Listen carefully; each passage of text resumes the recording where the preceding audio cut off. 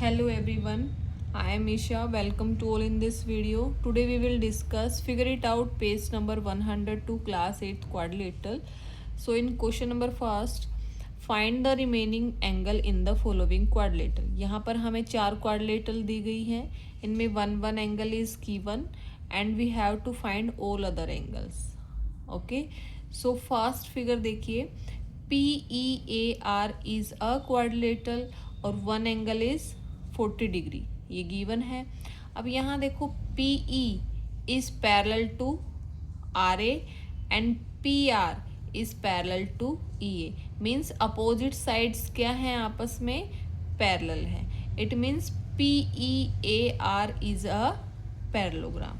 सो हम यहाँ लिखेंगे कि PE is parallel to RA and PR is parallel to EA, then इसलिए PEAR is parallelogram. ये पैरेललोग्राम हो गई. So if it is a parallelogram then opposite angles are equal. So 40 degree angle P is 40 given है और ये किसके equal होगा, angle A के. ठीक है, एंगल P को हम ऐसे भी लिख सकते हैं, angle RPE. Angle RPE is 40 degree. So angle RPE 40 है तो EAR, एंगल EAR इज 40 क्यों होगा, रीजन लिख देंगे, opposite angle of parallelogram. Parallelogram के अपोजिट एंगल है. सो ये भी हमारा क्या हो गया, 40. ठीक है, अब ये देखो, ये एंगल और ये एंगल पैरेललोग्राम के एक एडजेसेंट साइड्स पर बने हुए दो एंगल है ना, एक ही साइड पर बने हुए दो एंगल. इट मीन्स दोनों एंगल क्या हो गए, एडजेसेंट एंगल हो गए. तो यहाँ देखो, ये वाला जो एंगल है और ये जो एंगल है E, इन दोनों का सम मैं यहाँ लिख देती हूँ, angle RPE plus angle PEA. RPE and PEA, इन दोनों एंगल्स का सम क्या होगा, 180 डिग्री. क्यों होगा, यहाँ लिख देती हूँ, adjacent angles of parallelogram. Parallelogram के एडजेसेंट एंगल हैं, एक ही लाइन पर बने हुए दो एंगल हैं. ठीक है, सो ये जो एंगल है ये तो हमें कितना दिया हुआ है, 40 degree plus PEA equal 180 degree. ठीक है, सो PEA जो एंगल है वो कितना हो जाएगा, 180 minus 40. So angle PEA is 140 degree. So ये जो एंगल है ये कितना आ गया हमारा, 140 डिग्री. अब यहाँ देखो, ये 140 है तो ये भी 140 होगा क्योंकि अपोजिट एंगल है पैरेललोग्राम के. सो एंगल 140 जो है वो किसके इक्वल होगा, ARP के. एंगल ARP क्यों होगा, बिकॉज अपोजिट एंगल है, अपोजिट एंगल ऑफ पैरेललोग्राम. समझ में आ गया. ये एंगल जो था ये इसके इक्वल हो जाएगा क्योंकि ये अपोजिट एंगल है. इन दोनों का सम 180 होगा क्योंकि एडजेसेंट एंगल है. 180 होगा तो ये एंगल 140 निकल के आ जाएगा. 140 is equal to R because of opposite angle of parallelogram. समझ में आ गया. सेम एज इट इज हम यही सेम क्वेश्चन है, सिर्फ यहाँ पर नेम चेंज है इसके और एंगल चेंज है. ठीक है, इसको भी हम सेम इसी तरीके से करेंगे. सो यहाँ देखो, ये जो साइड है इस साइड के पैरेलल है और ये साइड जो है इस साइड के पैरेलल है. It means PQRS is a parallelogram. Parallelogram है क्योंकि अपोजिट साइड्स पैरेलल हैं. So angle SPQ plus angle PQR is 180 degree. क्यों है 180, दोनों एंगल का सम, क्योंकि एडजेसेंट एंगल है, एंगल ऑफ पैरेललोग्राम. पैरेललोग्राम के एडजेसेंट एंगल है. ये एंगल हमें 110 दिया हुआ है, 110 plus angle P Q R is equal to 180. So P Q R is 180 minus 110. So P Q R is 70 degree. ठीक है, पी क्यू आर जो है वो कितना आ गया, 70 डिग्री. ठीक है, अब एंगल P जो है वो 110 है तो R भी 110 होगा क्योंकि अपोजिट एंगल हो गए. So 110 is equal to Q R S. Q R S 110 Q R S के बराबर होगा. क्यों होगा, एंड ये जो 70 डिग्री है ये किसके इक्वल होगा, ये होगा आर एस पी के, एंगल आर एस पी के. क्यों होगा, दोनों का रीजन लिख देती हूँ यहाँ इकट्ठा. Opposite angles of parallelogram are equal. Parallelogram के अपोजिट एंगल जो होते हैं वो इक्वल होते हैं. समझ में आ गया, सेम दोनों में सेम प्रॉपर्टीज थी, सेम मैंने समझा दिया. अब नेक्स्ट क्वेश्चन को देखो. नेक्स्ट क्वेश्चन में क्या दिया गया है, U V W X is a quadrilateral और इसमें हमें ये एंगल 30 डिग्री दे रखा है. देखो ये इसको डायगनल, ये डायगनल है और डायगनल से नीचे वाला एंगल 30 है. अब यहाँ देखो ये साइड सारी इक्वल हैं. ठीक है, अगर सारी साइड्स इक्वल हैं और ये 30 डिग्री का मतलब 90 डिग्री का नहीं दे रखा. हमारी क्वाड्रिलेटरल में या तो स्क्वायर में सारी साइड इक्वल होती हैं या फिर किस में होती हैं, रोम्बस में. ठीक है, सो ये स्क्वायर तो है नहीं क्योंकि ये ऐसे तिरछा बनाया हुआ है, सारे एंगल 90 डिग्री के हमें लग नहीं रहे हैं, तो ये क्या है, रोम्बस. तो हम क्या लिखेंगे, U V W X is a rhombus and all sides are equal. ये हमें गिवन है, ये एक रोम्बस है और इसकी सारी साइड्स बराबर है.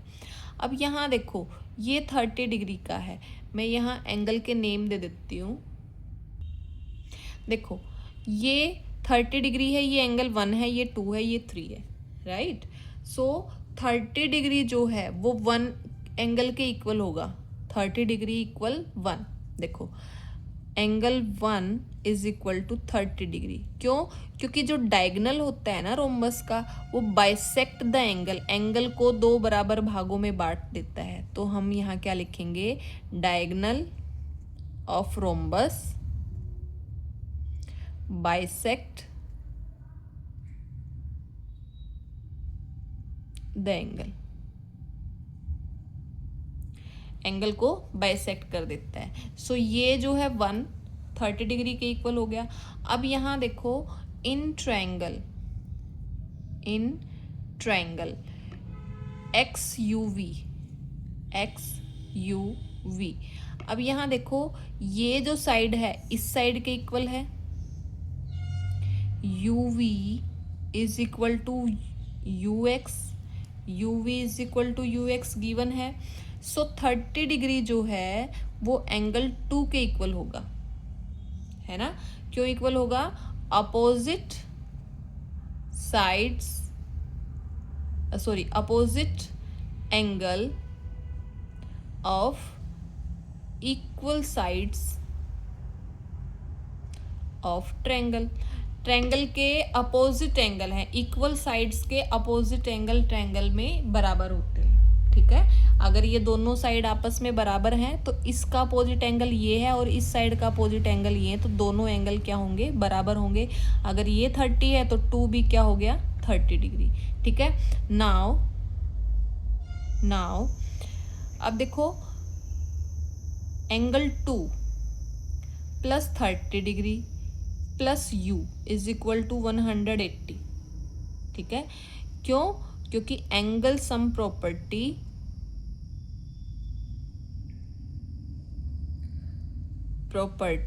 ऑफ ट्रायंगल, एक ट्रायंगल के एंगल सम प्रॉपर्टी है. देखो 2 जो है वो 30 हमने अभी निकाला, तो 30 plus 30 plus U is equal to 180.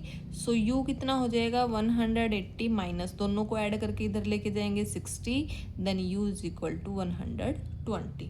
So U जो एंगल है वो हमारा 120 आ गया. ठीक है, सो यू 120 है तो डब्ल्यू भी क्या होगा इक्वल, डब्ल्यू क्या होगा opposite angle of rhombus. Rhombus के अपोजिट एंगल क्या होते हैं, बराबर होते हैं. तो यू भी 120 आ गया. अब 2 जो है वो 3 के इक्वल होगा, सेम जैसे 31 के इक्वल हो गया. तो 2 जो है वो किसके इक्वल होगा, एंगल 3 के, और ये कितना होगा 30 डिग्री. ठीक है, सो हमने सारे एंगल निकाल लिए. अगर 2 और 3 दोनों 60 के हैं तो एंगल एक्स जो है वो कितना हो गया 60, और एंगल वी भी जो है वो कितना हो गया 60, क्योंकि 30 30 60. ठीक है, so same as it is in the next question. Next में भी हमें देखो यहाँ 30 दे रखा है, यहाँ हमें 20 दिया गया है, और all sides are equal, so it means it is a rhombus. So in this question AEIO is a quadrilateral and all sides are equal and this angle is 20 degree. Same as it is the last question. हम इसको करेंगे. देखो AEIO is a rhombus क्योंकि इसके सारी sides equal हैं और angle सारे 90 डिग्री नहीं है, तो इट मीन्स ये रोम्बस है. And all sides are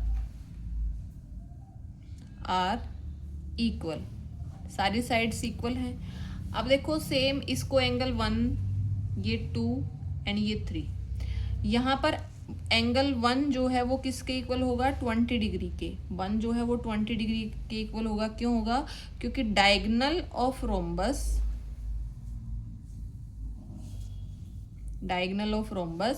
bisect the angle, angle को बाइसेक्ट करता है, 2 बराबर भागों में बांटता है, इसलिए 1 एंगल जो है वो 20 डिग्री का हो गया. ठीक है, सो इन दिस ट्राइंगल AOE में ये साइड इस साइड के इक्वल है, तो इनके अपोजिट एंगल इक्वल होंगे, तो 20 डिग्री जो है वो एंगल 2 के इक्वल होगा. Angle 2 is equal to 20 degree. क्यों होगा, opposite angle of equal sides of a triangle. एक ट्रायंगल के अपोजिट साइड्स के इक्वल एंगल है. ठीक है, सो यहाँ पर देखो ये एंगल कैसे निकालेंगे.